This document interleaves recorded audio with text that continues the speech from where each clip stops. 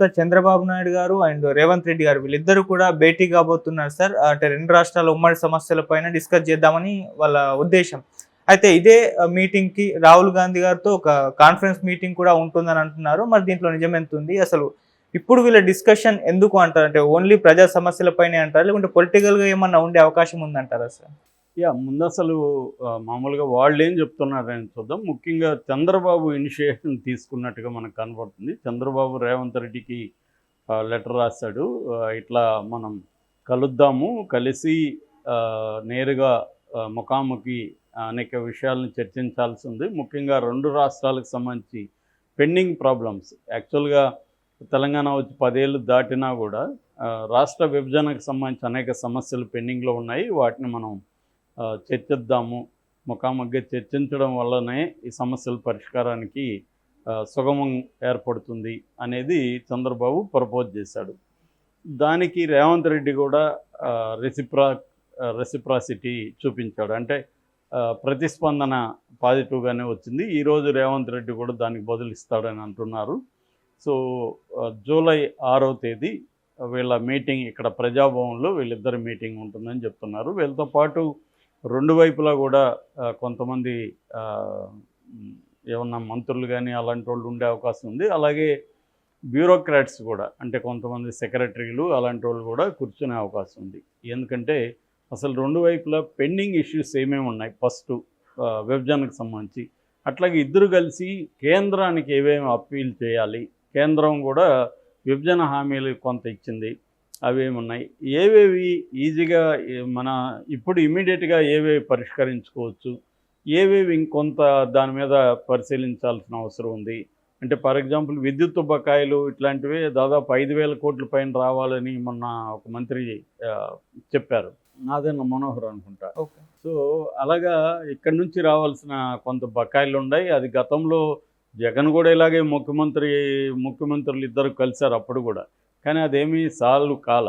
వాళ్ళిద్దరి మధ్య political understanding పెరిగింది, దానివల్ల వాళ్ళిద్దరికి హెల్ప్ జరిగి ఉండొచ్చేమో, కానీ రాష్ట్రానికి పెద్ద హెల్ప్ జరగలేదు. కాకపోతే గొడవలు లేకుండా ఉన్నారు. ఆ రాష్ట్రానికి ఈ రాష్ట్రానికి మధ్య పెద్ద గొడవలు లేకుండా నడిచింది బండి ఈ 10 ఏళ్ళు. అయితే రేవంత్ రెడ్డి అధికారంలోకి వస్తాడేమో మనం రాకుండా చూసుకోవాలని గొడవలు కూడా లాస్ట్ డే క్రియేట్ చేశారు. అది కూడా జగన్ అండ్ కేసీఆర్ ఇద్దరు కలిసి నాగార్జున సాగర్ దగ్గర ఒక డ్రామా క్రియేట్ చేస్తున్నట్టుగా మనకు అర్థమవుతుంది. అప్పుడు కూడా రేవంత్ రెడ్డి దాన్ని చేశాడు. దాని తర్వాత సెంటిమెంట్ని ఉపయోగించుకోవాలని ఇటు కేసీఆర్ ట్రై చేశాడు, రేవంత్ రెడ్డి కూడా ట్రై చేశాడు. సో ఇప్పుడు అక్కడ రేవంత్ రెడ్డికి ఒకప్పుడు గురువు అని పేరుంది. ఎందుకంటే రేవంత్ రెడ్డి చంద్రబాబు దగ్గరే రాజకీయాలు నేర్చుకుని పెరిగాడు. అయితే రేవంత్ రెడ్డి దాన్ని ఒప్పుకోవట్లేదు. నేను ఆయన అనుచరుణ్ణి కాదు సహచరుడిని అని చెప్పాడు. నిజంగా కూడా అదే. వాళ్ళు ఎలా చూస్తున్నారనేది ఇంపార్టెంట్. ఆయన అనుచరుడు కాదన్నప్పుడు మనం అనుచరుడు అని అనాల్సిన అవసరం ఏం లేదు. ఏదేమైనా రేవంత్ రెడ్డి చంద్రబాబు దగ్గర అనేక విషయాలు నేర్చుకోవచ్చు, గురువుగా కూడా ఫీల్ అవ్వచ్చు, తప్పేం లేదు. ఎందుకంటే చాలామంది ఆ మాటకు వస్తే కేసీఆర్ కూడా చంద్రబాబు దగ్గర మంత్రిగా పనిచేస్తాడు కదా. చంద్రబాబు 45 ఏళ్ళ అనుభవం ఉన్న సీనియర్ నాయకుడు కాబట్టి ఇవాళ ఉన్న చాలామంది స్టేట్ లెవెల్ లేకపోతే నేషనల్ లెవెల్ నాయకులు ఆయన దగ్గర నేర్చుకుంటారు, ఆయనతో కలిసి పనిచేస్తుంటారు. అందులో తప్పేం లేదు. అంత మాత్రాన ఒక స్టేజ్ దాటిన తర్వాత ఈక్వల్గా చూడడం అనేది జరుగుతుంది ఎక్కడైనా లైఫ్లో అయినా. ఇప్పుడు మన దగ్గర ఎవరో నేర్చుకుంటాడు, అతను మనకంటే పెద్ద పొజిషన్లోకి వెళ్తాడు, అప్పుడు నువ్వు కూడా నా శిష్యుడు రారాగిరా అనలేం కదా. కొంత హోదా అదంతా పరిస్థితిని బట్టి వాళ్ళకి గౌరవం ఇస్తాం. అలాగా వీళ్ళిద్దరూ ఏదో గురు శిష్యులు కలుస్తున్నట్టు చాలామంది చెప్తున్నారు, కానీ గురు శిష్యులు అనేది కాదు, ఇద్దరు ముఖ్యమంత్రులు కలుస్తున్నారు. సో మంచిదే ఇది. చంద్రబాబు ఇనిషియేషన్ అనేది ఖచ్చితంగా ఆహ్వానించదగింది. దీనివల్ల 2 రాష్ట్రాలకు కూడా మేలు జరిగే అవకాశం ఉంది. ఎందుకంటే సామరస్యంగా పరిష్కరించుకుంటే అనేక సమస్యలు పరిష్కారం అవుతాయి. అంతేగాని దాన్ని పొలిటికల్గా చేసి ఇక్కడ సెంటిమెంట్ ఉపయోగించుకొని అక్కడ సెంటిమెంట్ ఉపయోగించుకుంటే ప్రజలు నష్టపోతారు. ఆ రకంగా మంచి పనే వీళ్ళ మీటింగ్ అయితే ఖచ్చితంగా మంచి పనే. దీని నుంచి ఏమి అవుట్కమ్ ఏందనేది ఇంపార్టెంట్. కలవడం వరకు మంచి పని, అజెండా కూడా బాగానే ఉంది. అయితే దీని ఇంకా కాంక్రీట్ అజెండా మనకు తెలియదు. అంటే 1 by 1 ఏ అంశాలు చర్చించబోతున్నారు ఈ మీటింగ్లో అనేది ఇంకా బయటికి రాలేదు. ఇద్దరు ఇప్పుడు మీటింగ్ కలుద్దాం అనుకోవడం ఫస్ట్ స్టెప్పు. దాని తర్వాత ఏ అంశాలు కాంక్రీట్గా అంటే నీటి పంపకానికి సంబంధించి, తర్వాత నిధులకు సంబంధించి, ఇద్దరి సమస్యలు కేంద్రంతో చెప్పుకోవాల్సిన సంబంధించి ఇలాంటి అనేక అంశాలు ఉన్నాయి. సో వాటి అజెండా మనకి డీటెయిల్గా వస్తే మనం ఇంకొంత బాగా విశ్లేషించుకోవచ్చు. సో అది రావాల్సింది. ఇక రెండవ యాంగిల్ పొలిటికల్ యాంగిల్. మామూలుగా ఎప్పుడైనా ఇద్దరు ముఖ్యమంత్రులు కలుస్తున్నారంటే పొలిటికల్ యాంగిల్ ఖచ్చితంగా ఉంటుంది. గతంలో కూడా జగన్ కేసీఆర్ కలిసినప్పుడు పొలిటికల్ యాంగిల్ బయటకు వచ్చింది. వీళ్ళిద్దరు కలిసి ఇక్కడ కేసీఆర్ని అక్కడ చంద్రబాబుని దెబ్బతీయడానికి ప్లాన్ చేస్తున్నారు అనేది అన్నారు. ఎందుకంటే హైదరాబాద్ అనేది కీలకమైన నగరం. ఆంధ్రలో చాలామందికి ఇక్కడ ఆస్తులు ఉంటాయి. ఇక్కడ నుంచి అక్కడికి ఫండ్స్ వెళ్తాయి. వీటన్నిటికీ చంద్రబాబుకు కూడా అవసరాలు ఉంటాయి. రెండవది చంద్రబాబుకి ఏమేమి అవసరాలు ఉంటాయి ఇక్కడ అనుకున్నప్పుడు, ఒకటేమో తన పార్టీకి సంబంధించిన నిధులు కావచ్చు, అవన్నీ ఇక్కడ నుంచి రావడం ఇటువంటివి ఉంటాయి.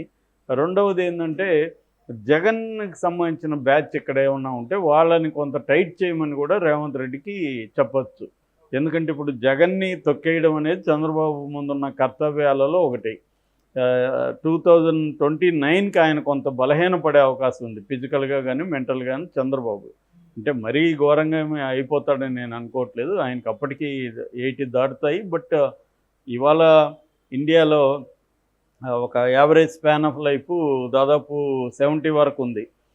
కాబట్టి చాలామంది మన కళ్ళ ముందే 80 పీపుల్ చాలా యాక్టివ్గా తిరుగుతున్నారు. ఆయన ఆ రకంగా యాక్టివ్గానే ఉంటారని నేను అనుకుంటున్నాను. ఎందుకంటే ఆయనకి డిసిప్లిన్ ఉంది. బోత్ మెంటల్గా మెడిటేషన్ చేయడం, యోగా చేయడం, ఫుడ్ కరెక్ట్గా తీసుకోవడం, ఇవన్నీ ఆయన చేస్తున్నారు. కాబట్టి ఆయన ఆరోగ్యంగానే ఉండొచ్చు. రెండోది లొకేషన్ కూడా గ్రూమ్ చేస్తాడు ఆయన. ఏదేమైనా తనకి ప్రత్యర్థి అనేది ఎవరు ఉండకూడదు అనేది ఇప్పుడు చంద్రబాబు. జగన్ బాగా బలహీన పడిపోయి ఉన్నాడు కాబట్టి జగన్ని తొక్కేయాలని. కాబట్టి ఆ క్రమంలో హైదరాబాద్లో తన ఫ్రెండ్ గవర్నమెంట్ ఉంటుంది కాబట్టి, తన సహచరుడు గవర్నమెంట్ ఉంది కాబట్టి, ఇక్కడ జగన్కి సపోర్టర్స్ ఎవరైతే ఉన్నారో, ఫండర్స్ కావచ్చు, సపోర్టర్స్, వాళ్ళని కట్ చేసే విధంగా కూడా మాట్లాడుకునే అవకాశం ఉంది. దానివల్ల చంద్రబాబుకు మేలు జరుగుతుంది. ఇది గతంలో కేసీఆర్ ద్వారా జగన్ కూడా చేశాడు. అట్లాగే తన అనుకూలరికి తెలంగాణలో ఇప్పుడు ఆంధ్రప్రదేశ్ నుంచి ఇక్కడ కాంట్రాక్టులు ఉండొచ్చు, చాలా కమ్మలాభి పెద్దది ఉంటుంది. వాళ్ళలో ఇక్కడ తెలంగాణలో వాళ్ళకి కాంట్రాక్టులు కావచ్చు, ఇతర ఇంట్రెస్టులు కావచ్చు. దీనికి సంబంధించి కూడా చంద్రబాబు మాట్లాడే అవకాశం ఉంది. అంటే ఇట్లా నా మనుషులు ఉన్నారు, వాళ్ళకి నువ్వు కొంత చూసుకో అని. అటువంటివి ఖచ్చితంగా జరుగుతాయి. అయితే వీటన్నిటికంటే కూడా ఇదంతా కూడా ఆర్థిక ప్రయోజనాలు, రాజకీయ ప్రయోజనాల గురించి మనం మాట్లాడుకున్నాం. ఇవి కాకుండా నేషనల్ లెవెల్లో ఇవాళున్న పొలిటికల్ పిక్చర్ని మనం దృష్టిలో పెట్టుకుంటే, చంద్రబాబు రాష్ట్రానికి కావచ్చు, తనకి ప్రయోజనాల కోసం కావచ్చు, మోడీని కొద్దిగా ప్రెజర్ చేయగలిగిన పరిస్థితిలో ఉన్నాడు. సో ఈ ప్రెజర్ చేయాలంటే చంద్రబాబుకి ఒకవేళ మోడీ అంటే లాజికల్ ఎండ్కి తీసుకెళ్ళలేడు చంద్రబాబు. అంటే నేను విత్డ్రా అవుతాను అనలేడు. ఎందుకు? విత్డ్రా అయితే ఆయనకు ఆల్టర్నేటివ్ లేదు. విత్డ్రా అయితే మోడీ ఇంకేదన్నా మేనేజ్ చేసి మోడీ కానీ గవర్నమెంట్లో ఉంటే చంద్రబాబుని ఇబ్బంది పెట్టగలడు మోడీ. సో కాబట్టి ఇవన్నీ ఆలోచించి చంద్రబాబు ఏం చేస్తాడంటే, మోడీని ప్రెజర్ చేయాలంటే ఆల్టర్నేటివ్ కూడా ఇండియా కూటమితో కూడా కొంత టచ్లో ఉంటే చంద్రబాబు, రేపొద్దున ఏదన్నా అయితే ఇండియా కూటమి ద్వారా మళ్ళీ గవర్నమెంట్ ఫామ్ చేయగలిగిన పరిస్థితిలో ఉంటేనే చంద్రబాబు మోడీని బెదిరించగలడు, లేకపోతే బెదిరించలేడు. అందుకని కూడా తనకి కాంగ్రెస్లో ఆల్రెడీ కొంతమంది ఫ్రెండ్స్ ఉన్నారు. ఆ రకంగా రేవంత్ రెడ్డితో కూడా ద్వారా కూడా ఆయన ఈ విషయాలు కూడా చర్చించే అవకాశం ఉంది. అసలు పరిస్థితి ఏంటి, రేపొద్దున ఒకవేళ ఏదన్నా రాష్ట్రానికి ఇప్పటికిప్పుడు కాకపోవచ్చు, ఒక 2 ఏళ్ల తర్వాత ఏంటో, ఇప్పుడు ప్రత్యేక హోదా ఇవ్వలేదు అని చెప్పి రేపొద్దున చంద్రబాబు బయటికి రావడానికి కూడా ఆయన కారణాలు ఉంటాయి. ప్రత్యేక హోదా ఇవ్వలేడు మోడీ, ఎందుకంటే ఇక్కడ ఇస్తే ఆల్రెడీ బీహార్లో తీర్మానం కూడా చేశారు. కాబట్టి ఇండియా కూటమితో మంచిగా ఉండొచ్చు. రేపు రాహుల్ గాంధీతో వీడియో కాన్ఫరెన్స్ అంటే అది కూడా పాసిబుల్ కాలేదని చెప్పలేము. ఎందుకంటే ఇండియా కూటమి కూడా ఈ 5 ఏళ్ళు మోడీ పరిపాలిస్తాడని చెప్పట్లేదు, ఎప్పుడో కూలిపోతుందనే చెప్తున్నారు. సో అట్లాంటిది ఏమన్నా జరిగినప్పుడు చంద్రబాబు చాలా ఇంపార్టెంట్ ఇండియా కూటమికి. సో ఆ రకంగా రాహుల్ గాంధీ కూడా మాట్లాడే అవకాశం అయితే ఉంది.